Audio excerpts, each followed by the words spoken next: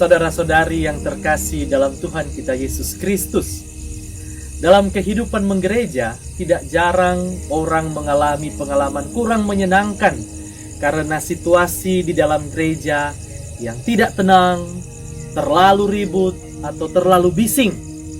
Apalagi ketika ibadah atau perayaan Ekaristi sementara berlangsung, orang di sekeliling kita itu bercerita, mondar-mandir, atau melakukan gerakan-gerakan yang mengganggu. Atau jangankan gangguan dari dalam gereja, suara kendaraan di luar gereja yang terlalu besar kadang atau mungkin sering mengganggu kita yang sedang beribadah. Keheningan, kekusukan, dan terlebih ketenangan batin dalam beribadah terganggu karena situasi di sekeliling kita yang tidak mendukung. Sebagai seorang imam, saya juga kadang mengalami hal itu. Saya rasa Anda juga pernah mengalami hal yang sama. Dalam situasi macam ini, fokus dan perhatian bisa terbagi, dan seolah-olah kita seperti ditarik keluar dari keheningan. Kita ditarik keluar dari situasi yang tenang, dunia batin kita, dan akhirnya kita mulai memperhatikan orang lain. Kita mulai melihat tindakan-tindakan mereka, lalu akhirnya mulai menggerutu sendiri dalam hati. Kini bukan lagi ketenangan batin yang didapatkan, tetapi justru rasa dongkol, rasa jengkel mungkin yang muncul dari dalam diri kita. Hasilnya, kita melewatkan momen-momen kudus.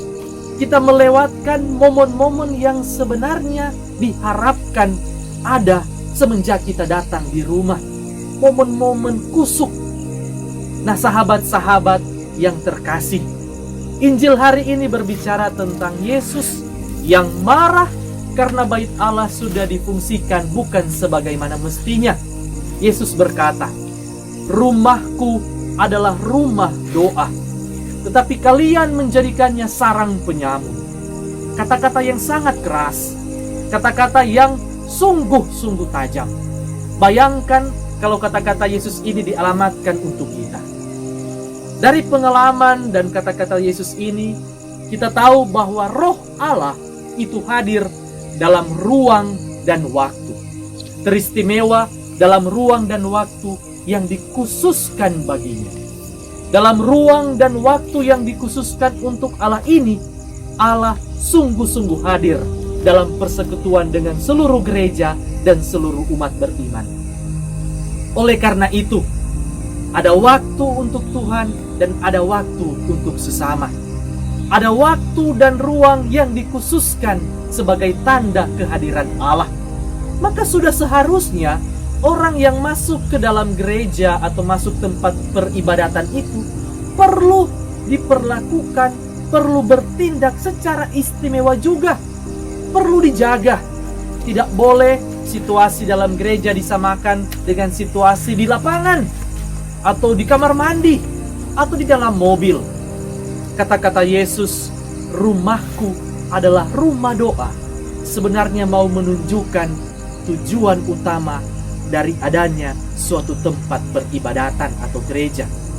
Tujuannya tidak lain dan tidak bukan adalah untuk berdoa, untuk membangun komunikasi yang erat dengan Allah. Gereja menjadi tempat untuk berjumpa dengan Allah, mendengarkan sabdanya, merenungkannya, dan akhirnya dibawa pulang ke rumah untuk diwujud nyatakan. Gereja menjadi sarana dan tempat suci di mana umat bisa menyampaikan segala keluh kesahnya kepada Allah, menyampaikan segala harapan-harapannya kepada Allah. Di dalam gereja, Tuhan menyapa umatnya. Tuhan bersatu dengan pribadi-pribadi manusia, baik melalui sabdanya maupun lewat persembahan anak domba, tubuh dan darah Kristus. Oleh karena itu, saya rasa adalah amat penting untuk membangun suatu kondisi yang kondusif, yang membantu umat, membantu orang agar bisa fokus, penuh perhatian dalam berdoa dan beribadah. Yang namanya keheningan dan kekusukan dalam rumah Tuhan menentukan kualitas komunikasi dan relasi yang tercipta antara manusia dan Bapa di surga. Komunikasi itu seharusnya dibangun secara mendalam, berjalan lancar, tidak tersendat-sendat. Kristus sungguh menghendaki kekudusan dan ketulusan yang saleh dalam gerejanya. Ia mati untuk menguduskannya, ia mati untuk menyucikannya, sehingga ia mau pula menempatkan umatnya yang kudus dan tak bercela di dalam gerejanya. Sisi lain dari keheningan dalam gereja yakni aspek sosial, bahwa keheningan dan ketenangan kita dalam gereja adalah mendukung umat lainnya untuk berdoa secara mendalam. Tubuh dan jiwanya diangkat dan dibangun komunikasi yang erat dengan Allah. Dengan menahan diri, dengan menahan segala ego kita, khususnya dalam peribadatan, kita sudah berbuat baik bagi sesama. Kita sudah menjadi berkat bagi sesama kita. Dan saya rasa hal ini adalah berkat tersendiri juga pribadi-pribadi yang bersangkutan. Betapa mulianya kalau hal ini diwujud nyatakan. Saudara-saudari yang terkasih, sambil menghormati umat yang berdoa, kita menyadari akan kehadiran Allah dalam rumahnya yang kudus. Kita memusatkan hati serta pikiran pada sabda dan sakramen yang akan kita terima dalam rumahnya yang kudus. Tuhan memberkati kita semua.